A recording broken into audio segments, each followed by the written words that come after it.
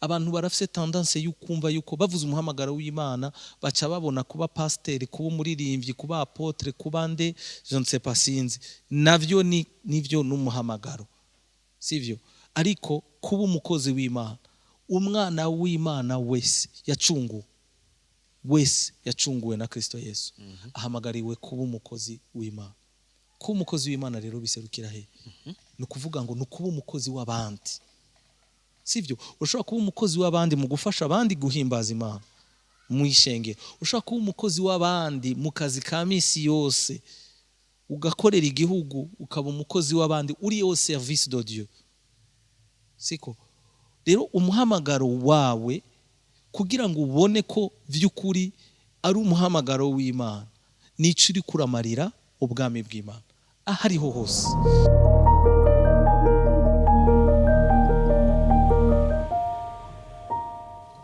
Shalom kuri wowe udukurikirana, twizera ko umeze neza. Ikiganiro ncaka indi nyene ubutumwa bwiza kuri bose, tugushimira wowe ubana natwe mu biganiro byose. Imana iguhezagire, iguhe umugisha mu byo uri kurakora, na cane gusangiza abandi ibi biganiro dusanzwe tubashikiriza. Kuri uno mugoroba canke kuri uno munsi turi kumwe na Pasteur Hervin Nsengiyumva, niwe umutumire wacu. Kuri uno munsi turakuramukije Pasteur Hervin Nsengiyumva. Ndabaramukije cyane Marvin. Nimpore n'amahoro cyane. Imisi ni myinshi mutabana. Imisi baye myinshi, ariko kandi turashima ko dusuye kubona. Nkuko mubizi tuba dufise ikibazo, tuba dufise ico tuyaga ko ushobora kuba nawe wibaza canke uhora wiyumvira rimwe na rimwe nturonke inyishu. Ikibazo dufise niki uno munsi: umuntu amenya gute ko ivyo arimwo ariwe umuhamagaro wiwe? Jewe ikibazo gihava ko kingora kucishura uko kumbure sinzi ushaka kucumva canke ushaka ko kirongera inyishu, ariko nibaza ko nisunze ijambo ry'Imana umuntu ashobora kwitora. Ukitora muri iryo jambo ry'Imana. Rero kugira ngo umenye umuhamagaro wawe, ubwa mbere na mbere naho tuwita uwacu, umuhamagaro w'Imana kuri twebwe. Okay. Siko? Kica kinyorohera kuronka ingene ndonka uko nishura. Tubanze tumenye mbega umuhamagaro w'Imana niki. Tumaze kumenya umuhamagaro w'Imana niki, turaheza tukamenya ivyo duhamagarirwa, hanyuma tukamenya nikitwereka vy'ukuri yuko turi mu muhamagaro w'Imana ibara tugeneye kubaho. Sawa? Rero mu majambo make nifuza kubanza gusigura icarico umuhamagaro.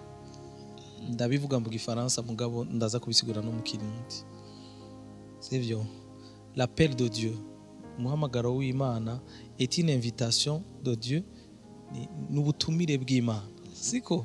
Umva umuhamagaro w'Imana n'ubutumire bw'Imana. Siko? Non, ku muntu pour réaliser sa volonté divine qu'il a longtemps prédestiné d'avance pour lui. Nukuvuga ngo kugira ngo umuntu ashitse ubugombe bw'Imana, sivyo, Imana yagize gute? Yamuteguriye kera kuva atarabaho.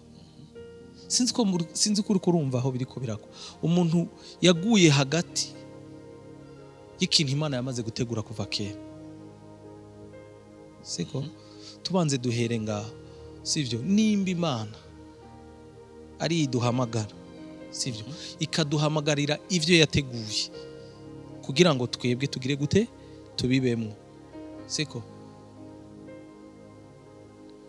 Ico dukwiye kumenya nukumenya ngo mbega Imana yaraduhaye bikwiriye kugira ngo umuhamagaro tuwubemwo. Sawa? Cyangwa umuhamagaro w'Imana twarawitavye. Ikigira kabiri, mbega vy'ukuri hari ibimenyetso bitwereka ko turi mu muhamagaro w'Imana canke tutawurimo? Nivyo nifuza gusigura kugira ngo tubirabire hamwe, mugabo kandi twisunze ijambo ry'Imana. Okay, na cane. Reka mu nkundire tubanze dusome Abanyefesi igice ca 2 umurongo w'10. Haravuga ngo kuko turi biremwa vy'Imana, turi biremwa vyayo, twaremewe muri Kristo Yesu ngo dukore ibikorwa byiza ivyo Imana yateguye kera ngo tubigenderemo. Twaremewe muri Kristo, turemwa n'Imana muri Kristo Yesu, sivyo? Mugabo turemerwa gukora ibintu kanaka, mugabo Imana yamaze kudutegurira, sivyo twiremera twebwe. Nta bishasha tuzana, tuza kugendera mu vy'Imana yaduteguriye. Siko rero dukunze kugira ikibazo, umenga twebwe nous avons quelque chose à apporter canke cyo kuzana mu muhamagaro w'Imana, ahubwo Imana twebwe tugendera mu vyo yaduteguriye, yateguye kuva kera. Uburyo rero tubigenderamo niyo notre part de responsabilité. Ndabuze ngene ndakivuga mu kirundi. Ariko ngaho nyine tutaraja kuvyo umuntu yinjira nayo canke vyatinjira nayo. Nta bantu bari haruhande y'icyo Imana yabahamagariye gukora. Ego bashobora kuba barakora ikintu Imana itabahamagariye, kandi bumva umengo ico barimwo nicoco. Ego reka tubanze turabe mbega uyu muhamagaro w'Imana wahereye kugira ngo dukore ivyo bikorwa vyiza, tubikora hari cyabanje kubaho, siko? Ico rero nico ngomba ko dusoma muri Timote wa 2 igice ca mbere umurongo w'9. Mu Gifaransa aravuga ngo c'est lui qui nous a sauvés. Ubwa mbere na mbere hahamagagwa abagize gute? Abacunguwe, sivyo? C'est lui qui nous a sauvés et nous a appelés. No kuvuga ngo ntushaka kwinjira mu muhamagaro utakijijwe. Gukizwa abantu bose Imana yarabacunguye, sivyo? Mugabo abitavye umuhamagaro nibo bagize gute? Nibo binjiye muri ako gakiza. Abantu bose Yesu yapfiriye abantu bose, mugabo abamwizeye nibo bagize gute? Nibo bitavye umuhamagaro w'Imana. Imana yatumiriye abantu bose kuza kuri Kristo Yesu, mugabo abitavye nibo bari mu muhamagaro w'Imana. OK? Ntagarukiraho. Et nous a appelés à mener une vie sainte. Siko? Et s'il l'a fait, ce n'est pas à cause de ce que nous avons fait. Sinzi ko uri kurumva iki kintu. Si kubera hari ivyo twebwe twakoze. Siko? Urumva? Mais bien parce que il en avait librement décidé ainsi. Imana yonyene ubwayo yari yaragize gute? Yarabigabiye kera kugira gute? Kubikora. À cause de sa grâce. Cette grâce, il nous l'a donnée de toute éternité en Jésus-Christ. Ubwo buntu bwatumye dukizwa, ubwo buntu bwatumye Imana iduhamagara, nubwo nyene nibwo bwatumye Imana itabanza ntiyaduhamagaye ibanje kuraba ico dushoboye. Marvin, Imana yatanze umwana wayo kubera umwana w'umuntu atigeze ashobora gukora ivy'Imana ishaka, siko? Imana ntiduhamagara rero kuko ibona yuko hari ivyo dushoboye. Iduhamagarira kuba muri Kristo Yesu kubera abonye yuko ataco dushoboye. Hanyuma ivyo yaduteguriye tukabigenderamwo twamaze kwinjira mu muhamagaro. Umuhamagaro wa mbere rero nuko twumva ubutumwa bwiza, ugupfa no kuzuka kwa Yesu Kristo, hanyuma tukizera. Iyo twizeye tuba twitavye umuhamagaro, tuba twinjiye mu muhamagaro. Umuhamagaro utanguye rero niho uzumva ngaha ngo yabahamagariye kugendera mu buzima bwejejwe. Tivwa nukuvuga ngo iyo rero umuntu ku kimenyetso cya mbere cerekana ko umuntu ari mu muhamagaro w'Imana n'ubuzima baye, nivyo yama, nivyo vyerekana ko ari mu muhamagaro cyangwa atari mu muhamagaro. Kumenya ko umuntu ari mu muhamagaro bivanye n'ico ari karama, ni kimwe kandi ni ciza. Ariko kandi reka duhagarare ku bantu bakora ibintu bitandukanye, haba mu isengero mu nzu y'Imana canke mu bindi bikorwa ivyo ari vyo vyose.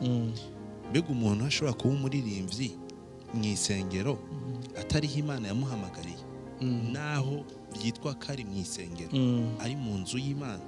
Mbega umuntu ashobora kuba umurongozi w'abandi atariho Imana yamuhamagariye.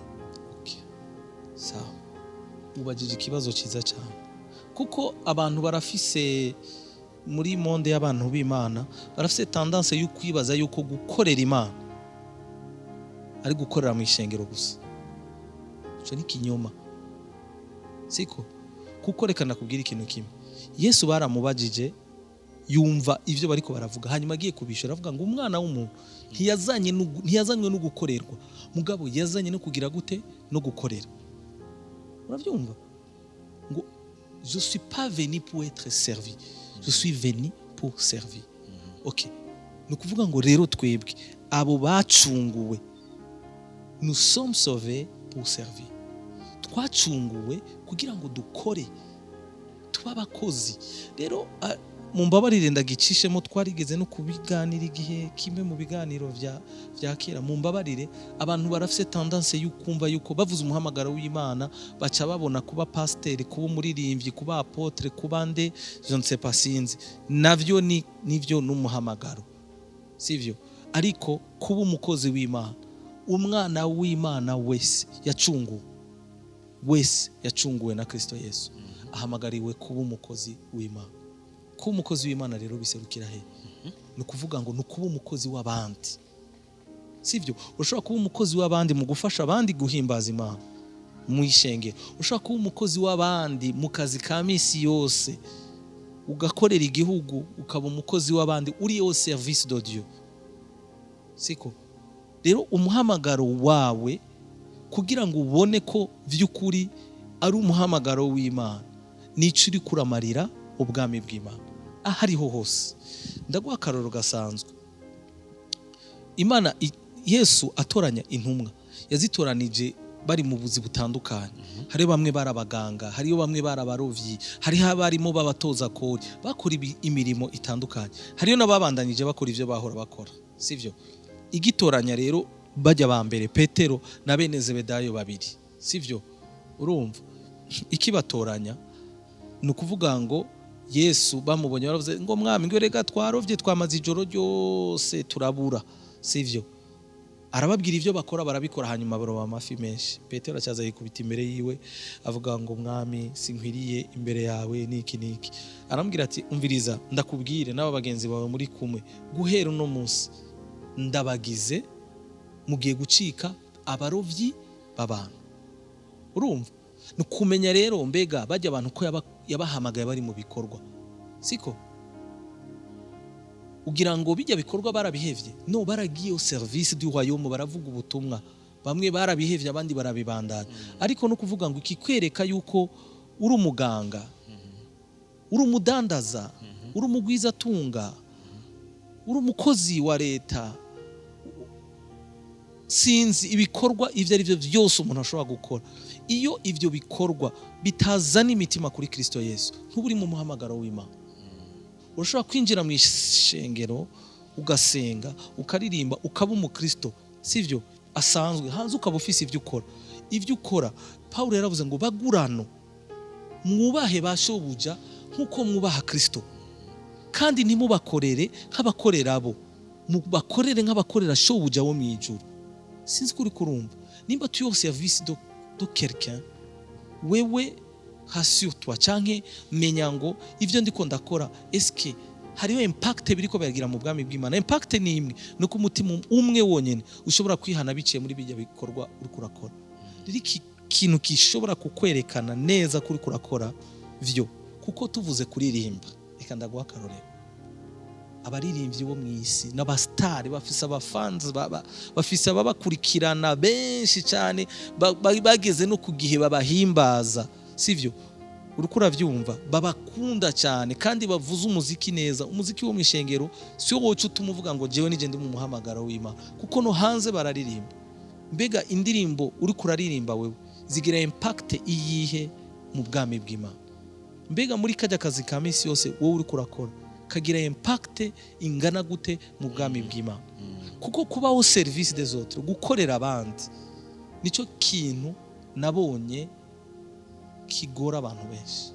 No musi kwitwa umukozi w'Imana ni titre bashizeho ituma abantu bakoregwa, kandi Yesu yaravuze yuko uri umukozi no kuvuga ngo urakora, uri au service. Twitwa abakozi b'Imana kubera turi au service y'umwami wacu Yesu Kristo, kandi biserukira hehe mu kuntu dukorera abandi.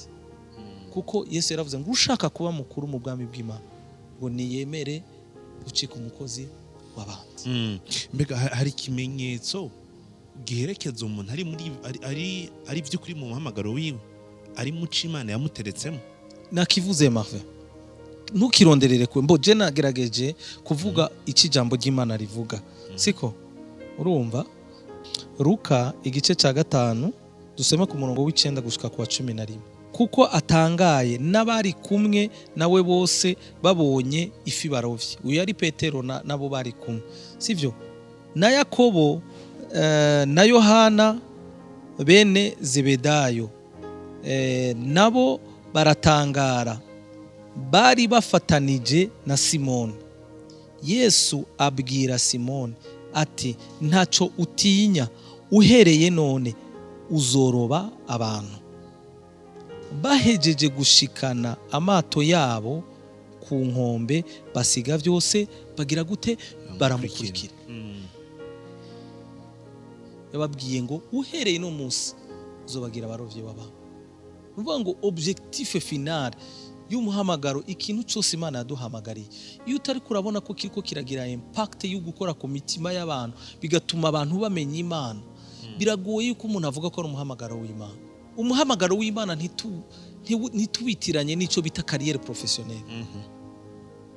Carrière professionnelle n'ubumenyi umuntu aja kurondera ku ishuri, akiga akamenya, hama ivyo bintu akagira gute? Akabiminuzamo, amaze kubiminuzamo akacaja gukorera muri ivyo yize. Ntibisa n'umuhamagaro w'Imana, sivyo? Urashobora gukurikirana iyo carrière professionnelle kugira ngo ubone ko nayo ari umuhamagaro w'Imana ga Marvin.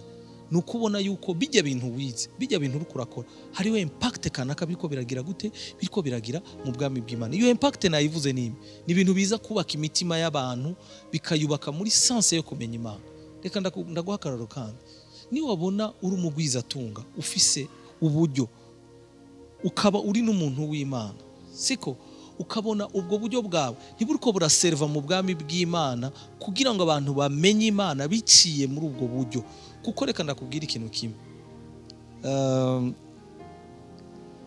hari abantu Imana yahamagaye batari abavuga butumwa, batari abapasiteri, batari n'abaririmbyi, mugabo Imana yabahaye uburyo kugira ngo bagire gute? Basapotinge vya bikorwa, bambe bafashe vya bikorwa vy'Imana bishike kure, kuko ibikorwa vy'Imana birakenera uburyo, sivyo?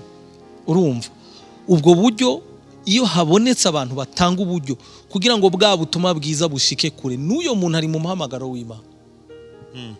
Mbega haruhande ko tuvanga ikimenyetso giherekeza umuntu ashobora kuba ari mu muhamagaro w'Imana, hari ikindi kimenyetso coba kigaragara ku muntu yaswase mu Imana yamuhamagariye? Ni ikibazo ciza, reka ndavyishire muri ubu buryo. Ubwa mbere na mbere, umuhamagaro w'Imana utangurirwa no gutoranywa kuva kera. Nuvuga ngo ni ikintu Imana iba yariyumviriye kera, wowe utarabaho. Yabwiye Yeremiya ngo wewe ukiri urusoro mu nda ya nyoko nari ndakuzi, nari naragutoranije. Atarabaho, atazi na kimwe, sivyo? Natwe aravuga ngo twebwe Imana yadutoranije kera muri Kristo Yesu. Urukura vyumva kera, hanyuma imaze kudutoranya kera iraduhamagara. Niko Paulo yandikiye Abaroma, bakeneye kwasoma bashobora kwasoma Abaroma igice 8 umurongo wa 29 n'umurongo wa 30. Rero reka ndaguhe akarorero k'abantu bahushije mu muhamagaro w'Imana. Matayo igice 7 umurongo wa 22 n'umurongo wa 23 haravuga ngo benshi bazombwira kuri wa munsi ngo mwami mwami, ntitwavugishwa n'Imana mu izina ryawe, ntitwasenda abadayimoni mu izina ryawe, ntitwakora ibitangaza byinshi mu izina ryawe. Niho nzobajinjiburira nti naho nigeze mbamenya, mviraho mwabakora ibiziramwe. Biragoye tuvuge muri ibi vy'Imana turimo, biragoye ko umuntu amenya ko yahushije umuhamagaro, kuko uyu muhamagaro tuvuga twebwe wo mu Mana hari impera ya. Ku mpera y'umuhamagaro niho rero abantu bazoronka ingero bivanye nuko bitwaye mu muhamagaro w'Imana. Hari abazoboneka ko bazwi, hariyo n'abatazomenyekana kubera iki? Kubera uko bitwara. Siko aha rero turabona vya bintu uno munsi mu ishengero bikundwa cyane, ubuvugishwa, usenda abadayimoni, abaririmbyi baririmba neza, abantu bagahezagirwa bakaryoherwa, mugabo un jour bakazobwirwa ko Imana itigeze kugira gute kubamenya. Birashoboka ko umuntu abimenya akiri ngaha tutarashika ku mpera, Ego. aho turasubiza inimero ku Ego, reka nsubire nsoma ahandi basi. Kubera inyishu natanze nuranyugwa, mugabo ntija kure yabijyana ku ishuri. Reka ndakwereke ibi bijya bita les 5 ministères, sivyo, amabango 5 mw'ishengero, sivyo, abakozi b'Imana babigize amatitre, babigize titre no kivuga gute mu Kirundi ibiti ibiti, mugabo Yesu siko yagombye ko bigenda. Abanyefesi igice cya 4:11 Paulo arabisigura neza. 11 kandi yahaye bamwe, n'Imana iri giduha mave ikintu Imana yaguhaye wowe uciye attribuye ko cyangwa uciha ukaciti iki wawe, ntushobora kugikoresha uko Imana igomba. Mugabo iyo uzi ko cyavuye ku Mana, urindira instruction ivuye ku Mana cyangwa urindira umuyoboro uvuye ku Mana kugira ngo ikwereke ingene ugomba kuvyitwaramo. Siko avuga ngo kandi yahaye bamwe kuba intumwa, abandi kuba abavugishwa nawe, abandi kuvuga ubutumwa bwiza, abandi kuba abungere n'abigisha, kugira ngo abera. Umviriza rero igituma Imana izi ngabire yahaye bamwe, yahamagaye bamwe, ibahamagarira kuba abashumba, abandi bahamagarira kuba abapotre, abandi bahamagarira kuba abaprofete, abandi bahamagarira kuba abavuga butumwa.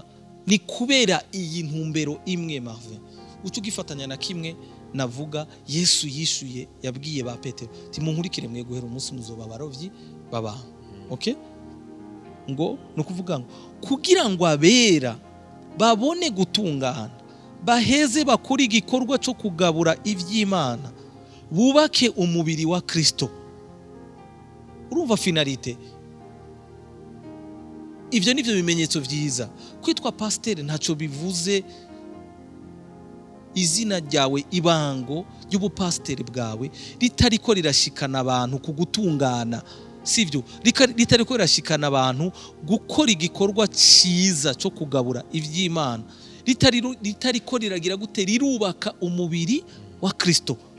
Ikindi kugeza aho twese tuzoshikira kukugiriranira ubumwe buva ku kwizera no kumenya umwana w'Imana.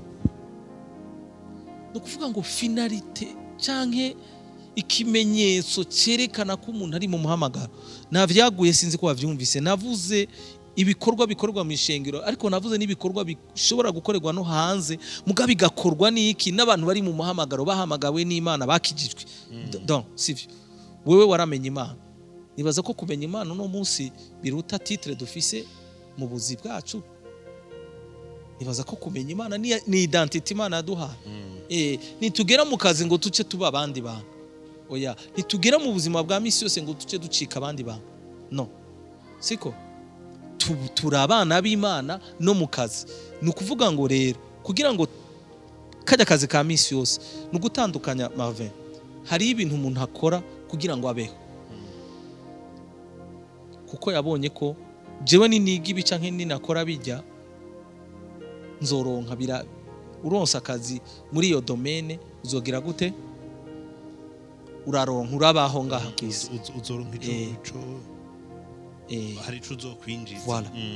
Mugabo n'umuntu akora ibintu agize gute akunda, ari passionné, sivyo, ukaba uri mu bintu bitaguha byinshi, mugabo juste gusa kubera ubikunda wumva ari yo passion yiwawe, ukemera ukabikora gute ukikonsaka. Je ico nico nshobora kwita kuvuga ati uyu muntu ari mu muhamagaro wiwe kubera ko akora ibintu akunda, atitwararitse ubwa mbere na mbere ko ivyo bintu bigomba kubanza kugira gute kumutunga bibesheho n'umuryango wiwe. Avuga ati ibintu ndabikoze kubera ndabikunda naho bizompa uburyo bukenya, mugabo nzobikora kubera iki? Je suis passionné de ça. Ico ndashobora kucita umuhamagaro. Okay? Muga kugira ngo tuwite rero ko ari umuhamagaro w'Imana, nukuraba mbega ivyo bintu ukunda biriko bifasha iki ubwami bw'Imana. Pastor, numva umengo muragerageje kubikorako kandi baza kwa dukurikira bashoboye kumva vyinshi. Nimba ata kajambo ndakuniganye, sinzi ko hari akantu ukanyuma umva ukongera ko imbere ko turangiza. Ivyo kogera ko ni vyinshi, sino bivuga ngo ndabiheze kubera iyi suje iragutse cyane gose. Sinzi ukuntu numva no bivuga, mugabo reka mvuge kuri twebwe abana b'Imana, umfashe ugemerera untize iminota mike ndabivuge gatonya. Tubanze dusome mu Baroma igice 8 hamwe nakubwira umurongo wa 29 gushika kuri 30. Haravuga ngo en effet ce que Dieu a connu d'avance, il les a aussi destinés d'avance à devenir conformes à l'image de son fils. Ngo yari yarabateguriye kuva kera gusa niki n'ishusho y'umwana wawe. Uriko uravyumva Marve, sivyo? Afin que celui-ci soit l'aîné de nombreux frères, kugira ngo uyo Yesu abe imfura y'abavukanyi benshi bazokwizera. Abizeye ubu twebwe ivy'ubutumwa bwiza tuvyumvise hari ababitanguye kera, siko? Nici Imana yadutoreye kwanza, yatwiyumviriye kera iradutora, avuga ataba ndabatoye rero ndabatoreye iki Marverega. Hari abantu batamenya ico bakirijwe. Hari abantu bibaza ko twakijijwe kugira ngo twinjire mu ishengero, tuze kuririmba, tuze gusenga, tuze gukora ibikorwa. Navyo si bibi, nous sommes sauvés pour servir. Mugabo ubwa mbere na mbere iciyumviro c'Imana reka bari cyo dukorera ko basi, siko? Ko nico gihambaye, niyo yaduhamagaye kandi ifise ivyo yaduhamagaye. Yaduhamagariye ngo gushushanywa n'ishusho y'Imana y'umwana wawe. Okay? Ngo ce qu'il a ainsi destiné, abo rero yabiteguriye kera, il les a aussi appelés à lui, yarabahamagaye. Nukuvuga ngo umuhamagaro uzi nyuma y'ugutoranywa. Utatoranijwe ntushobora kuba mu muhamagaro w'Imana. Hari abantu rero bihamagaye canke bibaza ko ari mu muhamagaro w'Imana mugabo atari mu batowe. Uti gute? Kuko abatowe bafise ibibaranga n'ibintu ariko ndakubwira, siko? Icambere nikijya n'ukugenda dushushanywa n'ishusho y'umwa ya Kristo. Ikigira kabiri ngo ce qu'il a ainsi appelé, abo yahamagaye rero, il les a aussi déclarés juste. Yabanje kubagira gute? Yabanje kubagira abagororotsi bitavuye ku bikorwa vya muga bivuye kuko bagize gute? Bitavye umuhamagaro mubiciye mu kwizera umwana w'Imana. Okay? Hanyuma et ce qu'il a déclaré juste, il les a aussi conduits à la gloire. Nukuvuga ngo yatwinjije mu bwiza. Ico ni cambere. Ikigira kabiri nagomba kuvuga ni ikitu kumva ko kuba mu muhamagaro w'Imana. Iyo tuvuze ivy'Imana tubona automatic mibi vya bindi vyose nakubwiye. Si bibi ko Imana yarampamagaye kuba umushumba, sivyo? Muga nimba jewe ibango ry'ubushumba Imana yampaye ritariko rirazana imitima ku Mana, sindi umushumba w'Imana. Nimba ubuzima bwanje jewe mbayeho butariko burubaka ukubaho kw'abandi bantu, bubaka gute rero? Mu kumenya Imana, sivyo? Mu gukomera no mu gushinga imizi mu kwizera. Ibango ryanje ryaraferinze. Ni kuvuga ngo ndi muri orge, sindi mu mugabane. Paulo yaravuze ngo je traite durement mon corps, avuga ngo ndahana gose umubiri wanje. Mu Bikorinto ba mbere igice 9 umurongo wa 27 ngo kugira ngo maze kuvuga ubutumwa bwiza simboneke nk'utemewe. Mu Gifaransa navuga ngo simbe disqualifié.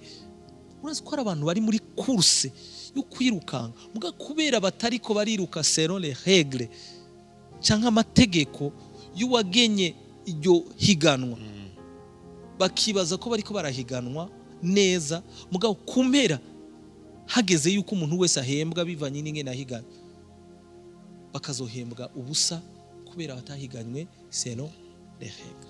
Abifilipi igice cya 3 umurongo wa 14 ngo mbandaniriza gushika aho dutanguranirwa ku mpera y'umuhamagaro w'Imana muri Kristo Yesu wo kuja mw'ijuru.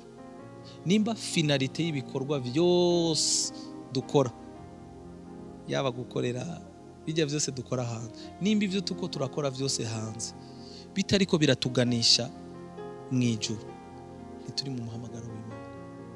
Ukora akazi k'ubumenyesha makuru, jewe nkora akazi k'ubufundi cyangwa undi akora akazi k'ibindi byose, mugabo tumenye yuko ibi impera y'umuhamagaro ni mw'ijuru.